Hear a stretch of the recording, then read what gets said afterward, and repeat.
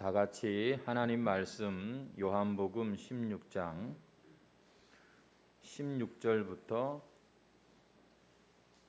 24절 말씀까지 함께 봉독하겠습니다. 16장 16절부터 24절 말씀입니다. 우리 다 같이 교독해서 읽도록 하겠습니다. 제가 한 절 읽고 여러분들이 한 절 읽고 해서 우리 함께 요한복음 16장 16절에서 24절 제가 먼저 읽겠습니다. 조금 있으면 너희가 나를 보지 못하겠고 또 조금 있으면 나를 보리라 하시니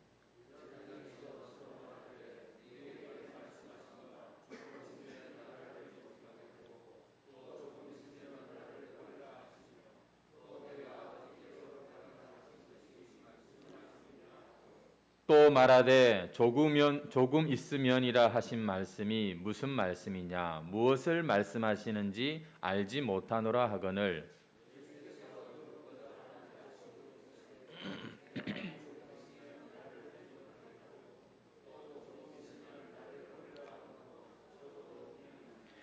내가 진실로 진실로 너희에게 이르노니 너희는 곡하고 애통하겠으나 세상은 기뻐하리라. 너희는 근심하겠으나 너희 근심이 도리어 기쁨이 되리라.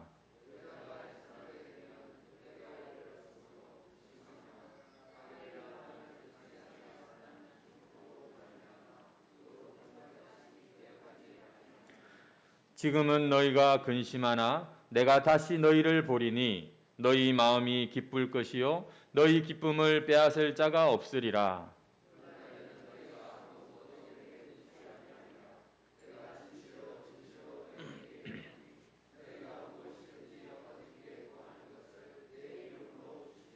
다 같이 읽겠습니다. 지금까지는 너희가 내 이름으로 아무것도 구하지 아니하였으나 구하라 그리하면 받으리니 너희 기쁨이 충만하리라.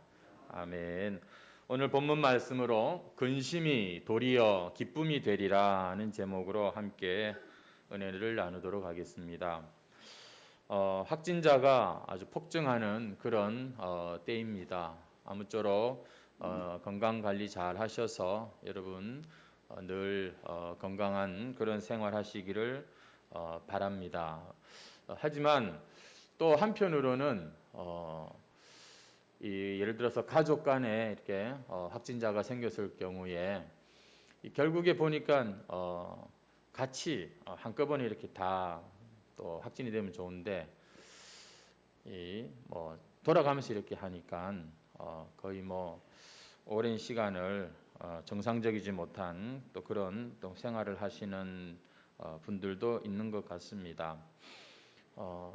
이제는 어디서 어떻게 걸릴지 알 수 없는 그런 상황이어서 한편으로는 참 불안하기도 하지만 또 그러나 이제 거의 끝나가는 그런 때인가 싶은 생각이 들기도 하는 때입니다. 저는 2월 말에 이제 확진을 받아가지고 3월 4일 날이 제가 격리가 해제되는 날이었거든요. 이제 한 보름이 지났습니다만 그래도 전염성이 또 있다고 해서 계속 마스크를 쓰고 또 예배를 인도하고 있기는 합니다. 요즘에는 이제 확진자들이 이제 많다 보니까 또 좀 느슨해지는 그런 모습도 보이지만 그러나 여러 가지 사정으로 걸리면은 확진되면 안 되는 분들이 있으니까 우리 서로 또 조심하면서 잘 이 때를 지혜롭게 우리가 지나갔으면 좋겠습니다. 아무튼 빨리 이 모든 것이 끝나고 참 정상적인 그런 우리의 일상이 되었으면 좋겠다고 생각을 합니다. 오늘 우리가 이 읽은 말씀을 우리가 함께 이제 나눌 건데요. 이 말씀은 예수님께서 십자가를 지시기 몇 시간 전에 일어나고 있는 지금 그러한 배경을 가지고 있습니다. 지금 예수님께서는 언제인지는 알 수 없지만 임박한 그 십자가를 앞두고 제자들에게 중요한 말씀을 지금 전하고 계시는데 우리가 그것을 지금 계속해서 살피고 있습니다. 우리 주님께서는 앞으로 어떤 일이 일어날지에 대해서 다 알고 계시지만 우리가 본문을 보면 제자들은 잘 모르죠. 당연하죠. 사람은 어떻게 일들이 이루어질지 알지 못하는 그런 존재입니다. 그러니까 준비도 안 돼 있고 답답할 노릇이지요. 오늘 우리가 읽은 본문의 16절부터 읽었는데 주님께서는 제자들에게 어떤 일이 일어날 것인지에 대해서 가르쳐주고 계시는 것을 볼 수 있습니다. 조금 있으면 너희가 나를 보지 못하겠고 라고 말씀하시죠. 조금 있으면 이제 불과 몇 시간 뒤, 아니 1시간도 채 남지 않은 아주 짧은 시간만 남아있을 수도 있습니다.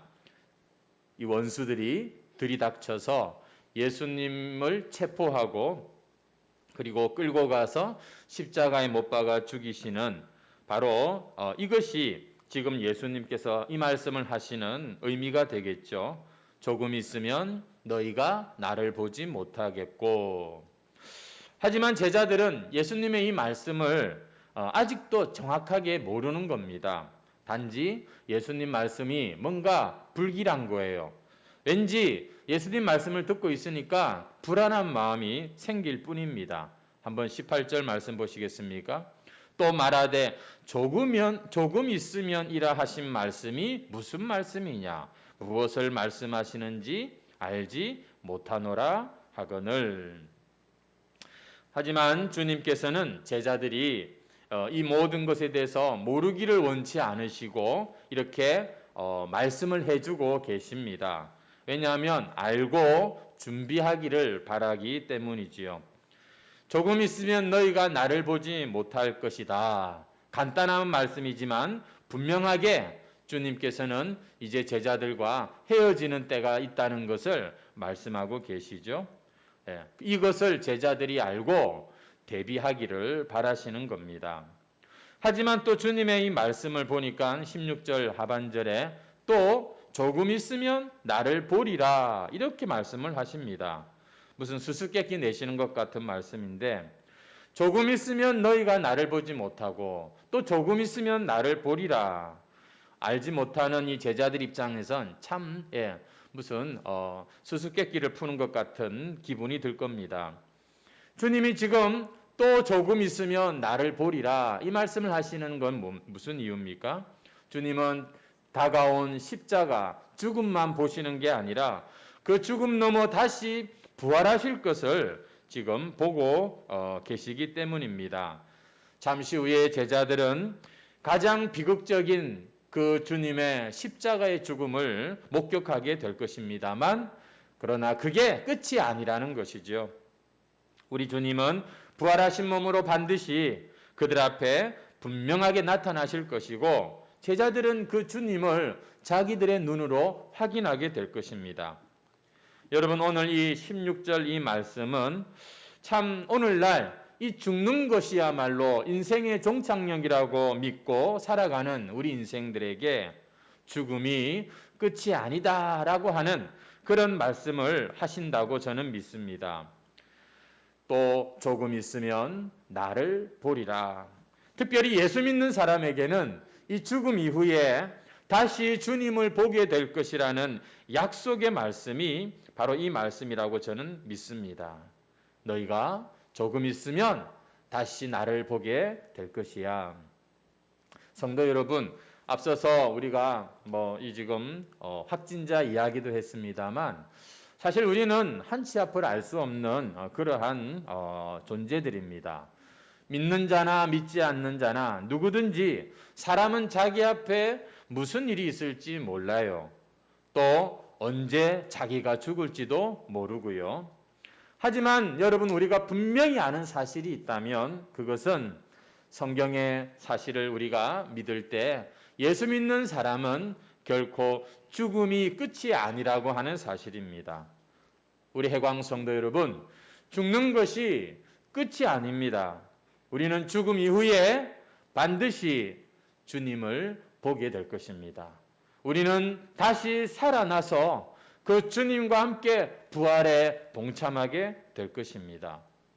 우리가 이 사실을 기억하고 우리의 남은 생에 남은 신앙생활들을 감당하시기를 바랍니다.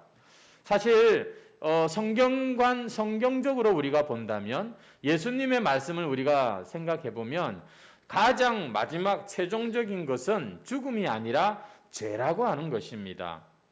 여러분, 예수님은 정말 이 부분을 중요하게 생각하신 것 같아요. 보통 우리가 생각하듯이 사람이 죽느냐 사느냐 이 문제보다도 이 사람의 죄가 해결되었느냐 해결되지 않았느냐, 이 사람이 하나님 앞에 용서를 받았느냐 아직 용서받지 못했느냐, 이게 진짜 사람의 최종적인 끝이고 가장 중요한 문제라는 것입니다. 그렇습니다. 우리 주님이 보시기에는 이 세상 사는 사람들이 병들고 또 여러 가지 문제가 많이 일어나는 인생길이지만 그 어떤 것보다도, 그리고 그 모든 것보다도 사람들은 죽는 문제만큼은 또 다른 별개로 최고의 문제라고 그렇게 참 보지만, 예수님이 보실 때는 그 어떤 문제보다도, 죽은 문제보다도 죄 문제가 가장 심각한 문제고 무서운 문제고 가장 최종적인 문제라고 보시는 겁니다. 여러분은 그렇게 생각하십니까? 여러분, 죽음이 진짜 끝이 아닙니다. 죽는 것보다 더 무서운 게 뭐라고요? 여러분 아직 실감이 안 나실지도 모르겠습니다만, 여러분, 성경은 분명히 말합니다. 죽는 것보다도 더 무서운 게 있는데 그건 우리의 죄 문제라는 겁니다. 사람은요, 오래 살 수도 있고 빨리 또 죽을 수도 있는 거예요. 하지만 이 죽음이라고 하는 건 여러분 우리의 이 존재를 영원토록 지배하지 못합니다. 하지만 죄라고 하는 거는요, 이 세상에서뿐만 아니라 내세에서도 끝까지 우리를 쫓아온다는 것을 우리는 기억해야 됩니다.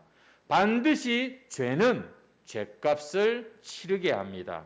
우리에게 딱 요구를 하는 것입니다. 왜 죄 짓고 못 산다는 말이 있지 않습니까?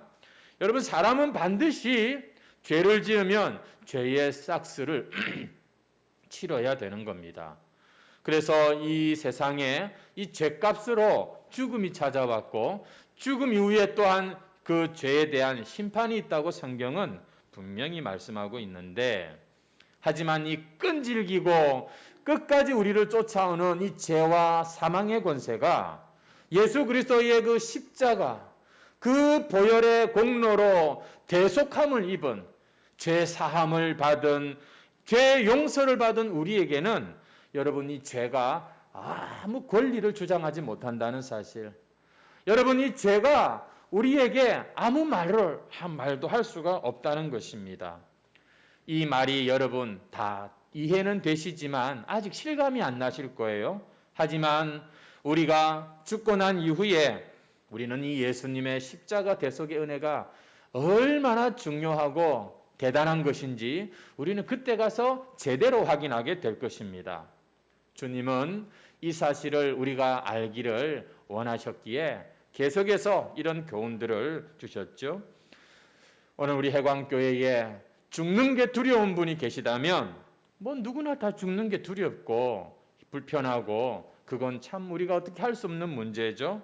그럼에도 불구하고 여러분, 우리의 믿음은 이 죽음의 문제를 해결하신 예수 그리스도를 따라가는 것이기에 이 죽음에 대해서 분명한 우리의 입장을 성경적으로 우리는 가지고 있어야 할 것입니다.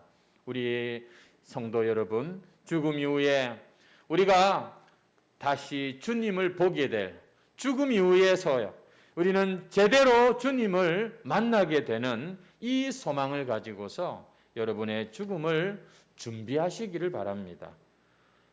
잊어먹고 산다고 바쁘다고 해서 안 오는 게 아닙니다.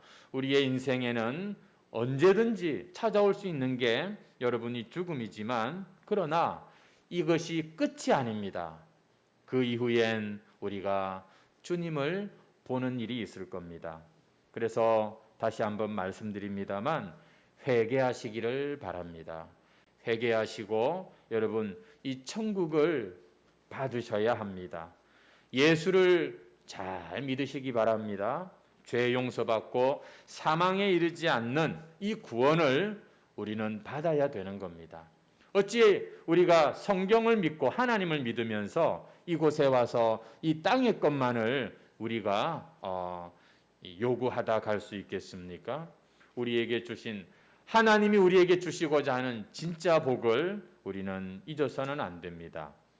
오늘 우리가 읽은 본문 말씀 20절에 보면은 예수님께서 이 십자가에 죽으시는 이 사건이 사람들에게는 두 가지 반응으로 나타날 것을 말씀하고 있는데요. 우리 한번 같이 한 번 더 읽겠습니다. 시작. 20절입니다. 시작. 내가 진실로 진실로 너희에게 이르노니 너희는 곡하고 애통하겠으나 세상은 기뻐하리라.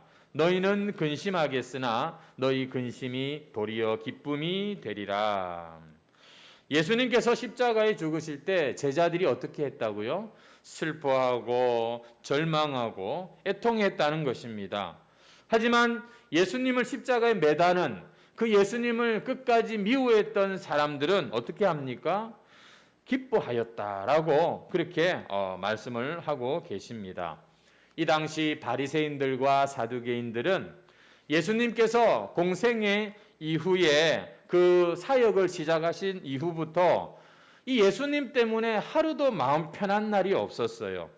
왜냐하면 예수님께서는 늘 그들의 죄를 지적하시고 책망하셨기 때문입니다.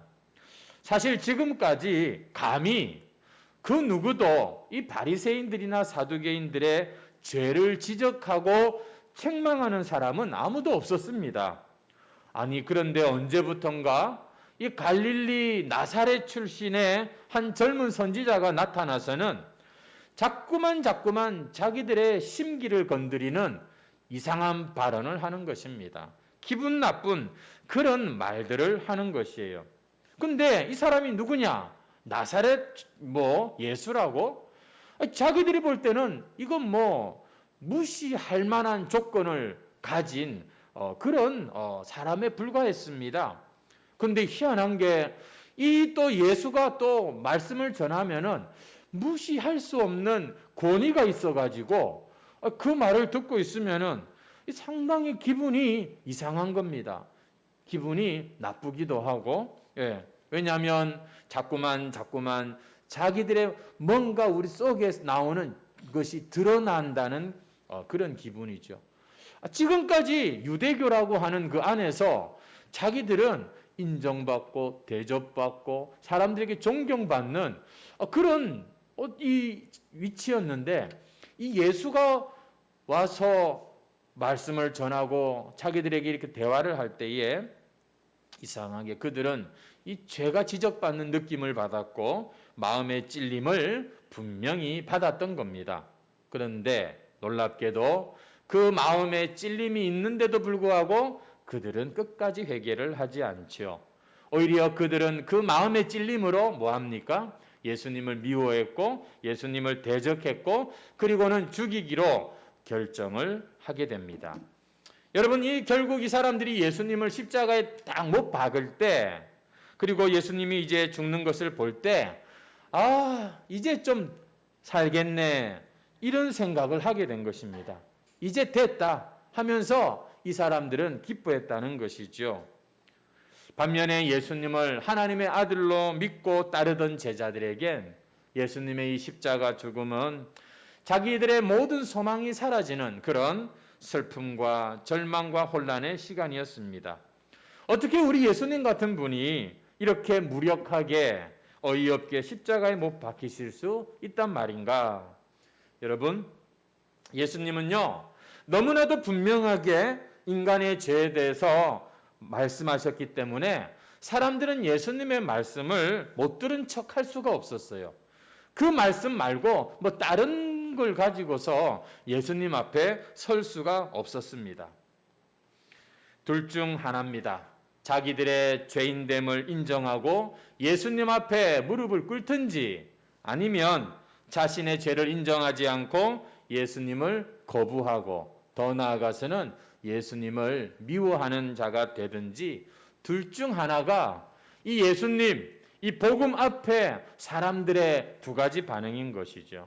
그래서 20절에 어떤 사람은 곡하고 애통하는데 어떤 사람은 기뻐한답니다. 여러분, 예수님의 십자가가 그런 것이에요. 어떤 사람에게는 와, 내가 죄인입니다. 하나님 앞에 자신을 내려놓고 고백하고 인정하는 그런 사건으로 이 십자가가 다가온다면 어떤 사람에게는 아주 기분 나쁘고 미련하고 쳐다도 보기 싫은 그런 것이 바로 이 예수님의 십자가라는 것이지요. 한쪽은 죄인됨을 인정하고 한쪽은 여전히 자기가 옳다고 주장하는 이런 상반된 모습. 여러분, 그런데요, 이게 둘 다가 정상적인 반응인 것이죠. 어떤 사람이 복음을 듣고 회개하고 눈물을 흘리고 자신의 죄를 인정했단 말이에요.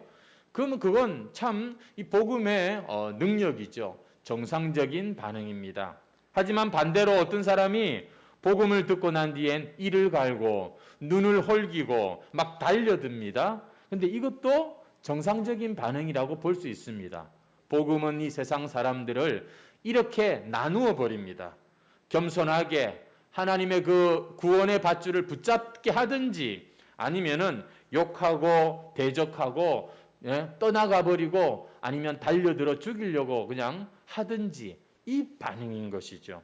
진짜 문제는 뭐냐면 이것도 저것도 아닌 그런 사람들의 반응이 있습니다.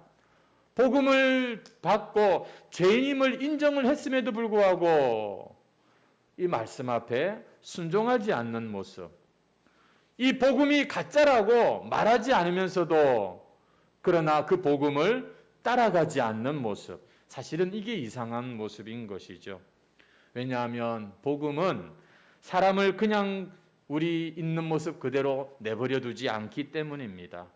여러분, 우리가 예수 믿고 이 복음을 들으면 이 말씀은, 복음은 계속해서 우리를 쥐어 짜가지고서 마침내 우리 입으로 내가 죄인입니다 실토하게 만드는 게 여러분 이게 복음의 능력이기 때문인 것이죠. 그래서 이 나사렛 예수를 만난 이 바리새인들, 사두개인들은 너무 기분이 나빴어요. 오히려 그 당시에 마음이 가난한 사람들은 예수님의 그 말씀 앞에 별로 걸거치는 게 없었습니다. 하지만 네가 죄인이다라고 하는 이 말을 듣기에 너무나 마음이 높아진 교만한 이 바리새인과 사두개인들은 예수님 때문에 밥맛이 없는 거예요. 예수님 때문에 너무 기분 나쁜 거예요.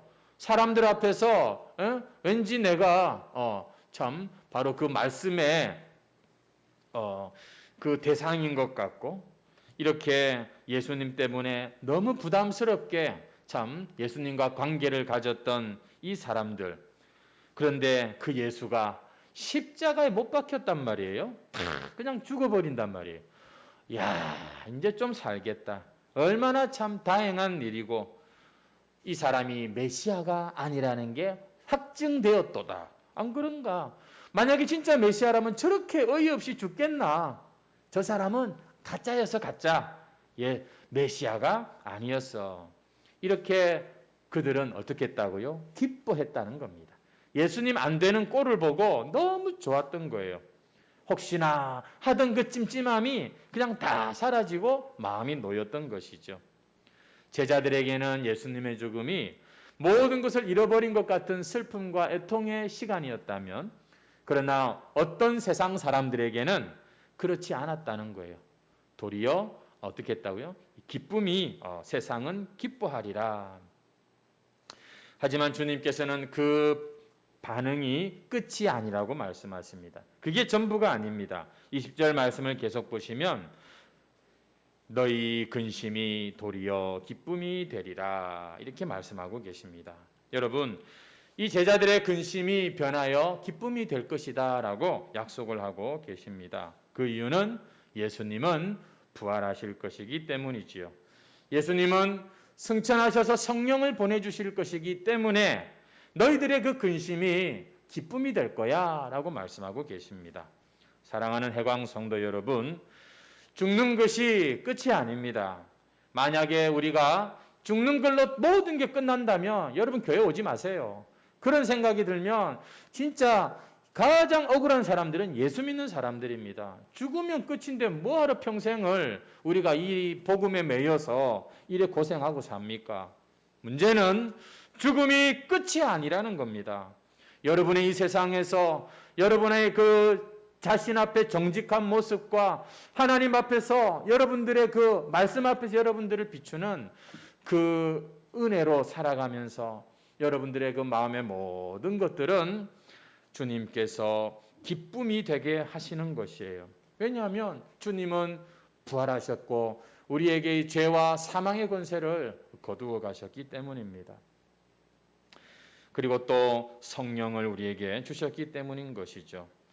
우리 예수님은 죽으심으로써 많은 사람을 살리는 부활의 죽음을 죽으셨고 성도의 죽음은 그 부활에 동참하는 죽음인 것입니다. 여러분은 죽을 것입니다.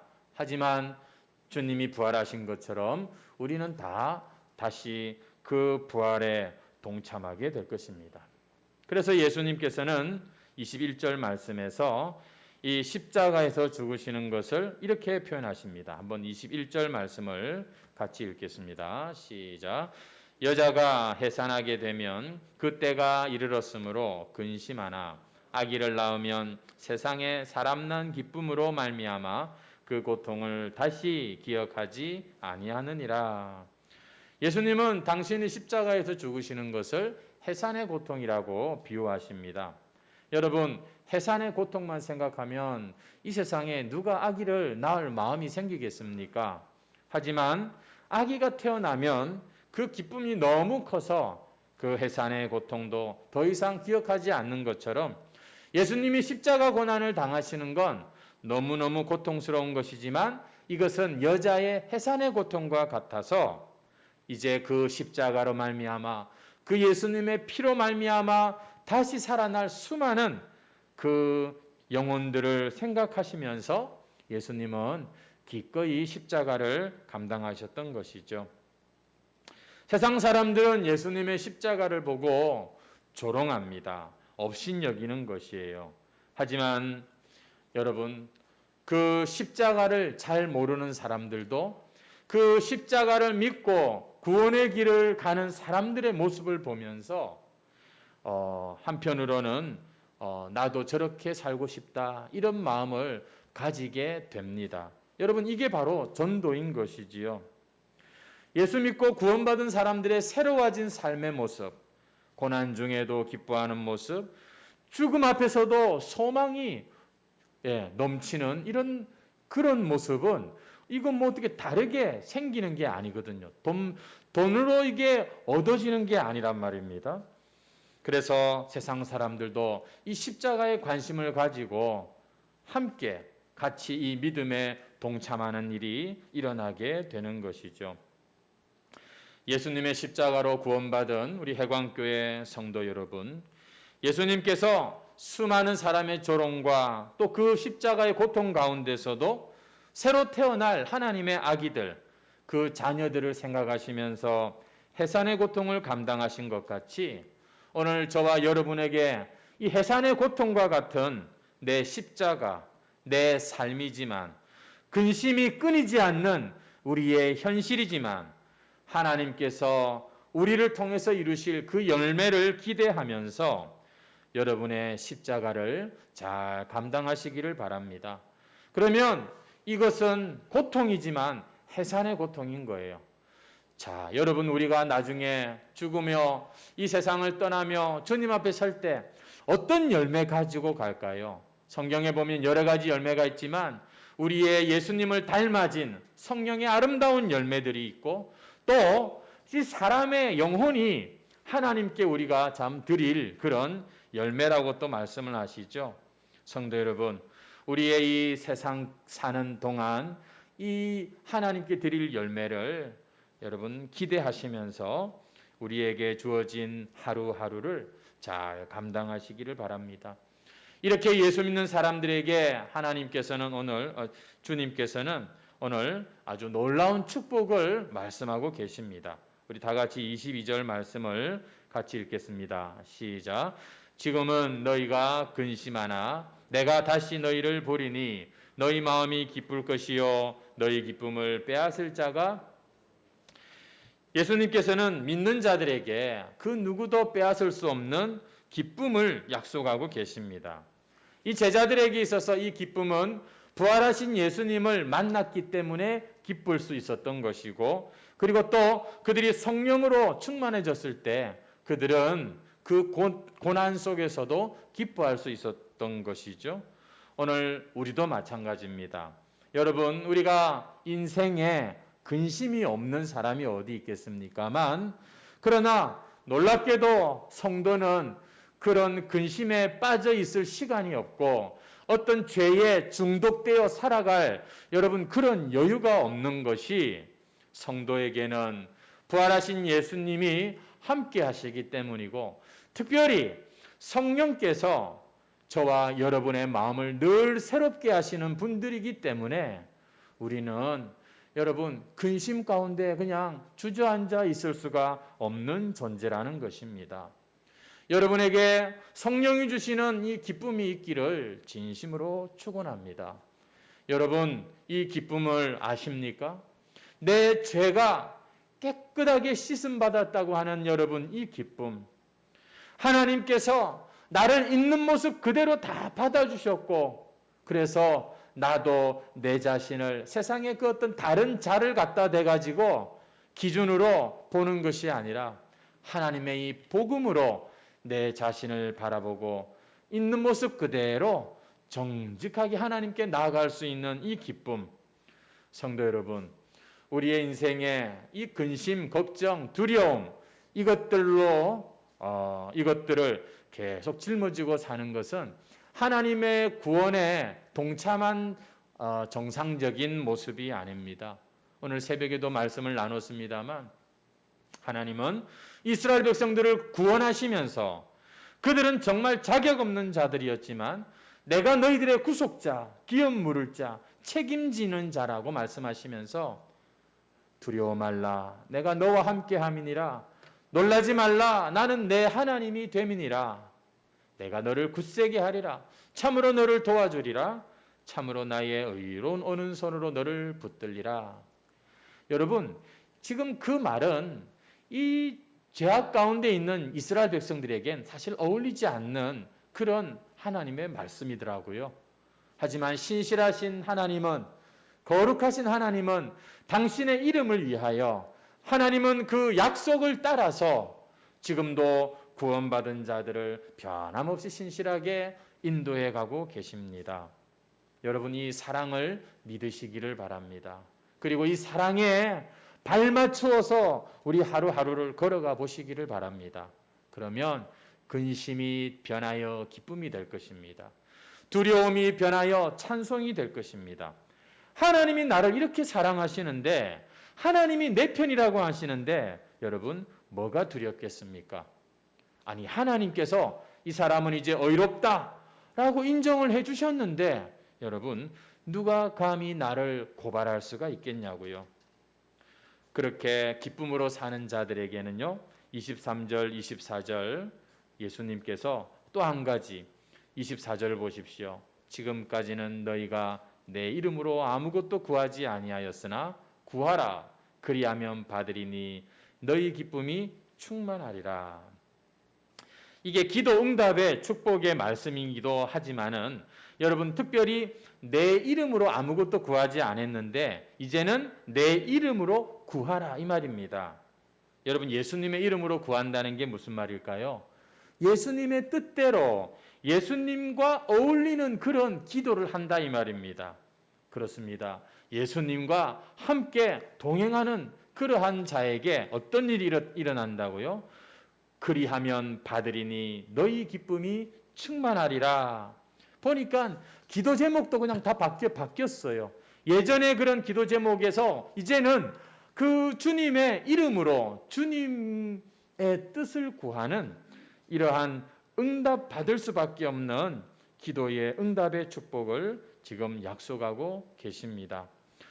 근심 많고 걱정 많고 두려운 게 많은 저와 여러분의 인생길에 주님께서는 조금 있으면 너희가 나를 볼 것이다, 이렇게 말씀하시면서 오늘 우리의 이 근심이 기쁨으로 바뀔 것에 대해서 말씀하십니다.